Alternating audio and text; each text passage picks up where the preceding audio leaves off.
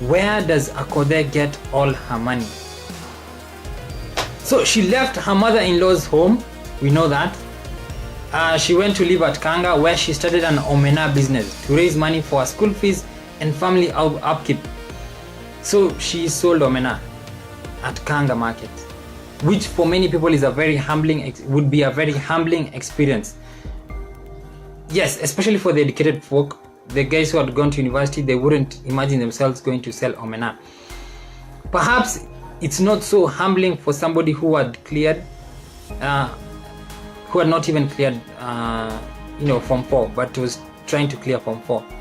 All the same, it's a humbling experience because not many people would look favorably upon it, right? She says that she was a soap manufacturer while she stayed with her husband. So we have omena, we have soap manufacturing, right? And then she says later on she would manufacture soap during the day and she would be a taxi driver during the evening. I think this was mostly when she was staying with her kids in Mombasa. So omena, does it bring in this kind of money? No. Soap manufacturing, it's kind of like not the soap manufacturing that you have the White Star or the Jama.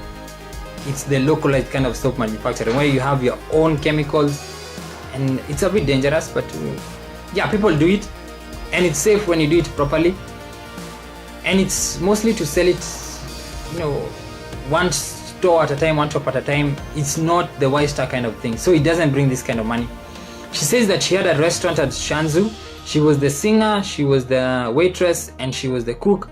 Still, that restaurant wouldn't bring this kind of money. So she says something else. Nilipenya na muziki. So music is something that we need to study. Perhaps it will lead to all this kind of money. And she says that she was a dancer for Limpopo. Somebody called Musa Juma. He was the guy who was the head of the Limpopo dancers. And if you see any of these Limpopo dances, it's a lot of shaking of the hips. Okay, sensual dances, let me just call them, right? And for guys who remember seasons, their dancer would come there and they would dance. And most of the clients would be the guys who are buying beer and all the patrons of seasons. They would be old men and they would be wazungus, and they'll be listening to this kind of old school music, benga or something. And then the dancers would be the Limpopo, okay, those kind of sensual dances, right? And some dancers would just come alone and they would dance. And the days I went at seasons, you look at those and like, wow, she's dancing. Yeah, serious dances, right? And she's just alone, just dancing alone with one Fanta until the morning. But she knows what she's doing. She knows what she is doing. So anyway, she'd also perform karaoke because people thought that she was part of the band. She was really good at what she did, and she really brought the energy in whatever room she was in. So people noticed her. People would ask the guys who are there, why isn't she here? She's our favorite, or something of that sort. So she also she could sing, right? I'll mention a bit more about her singing, but she didn't know how to do it. So somebody, during those times when she was performing karaoke, somebody would call her and would nurture her. He would teach her not to shout, to take hot water, how to take care of her voice, and all of those things. And it's kind of like something I'm doing with the videos. I've never done this before, so I'm kind of like getting, ideas from different people on how to do it, because I haven't been trained in the media. Just doing it as a hobby and for fun. Anyway, so she recorded her first track in 2013. It's called Nimechoka, because it seems she was tired at that point, because she had been through a lot. And she dedicated it to women who she felt broken. She felt that women had been slaughtered, at the altar of men. And she wanted a song just to encourage them and to let them know that she feels how they feel, that ye pia amechoka. So here comes to the media, the Kenyan media, funny media, because I got this from Citizen. When she started working in the music industry, Akothee performed at high-end private parties where she would pocket over 1 million shillings. Who would pay over 1 million shillings for her to just come and, sing and dance? Do the other artists get that kind of money for private parties? Leave alone private parties. Do they get that kind of money for, even Safaricom shows? Guys really need to check the math, right? When somebody says Akothee Safaris, how much income per year? When somebody says, Akothee Forest, whatever program, check the math. When somebody says, we need to check the math. Because when you give our youth illusions, then when they cannot fulfill those illusions, they become broken and they feel that they are not worth it. Because this person made it with this kind of hustle, right?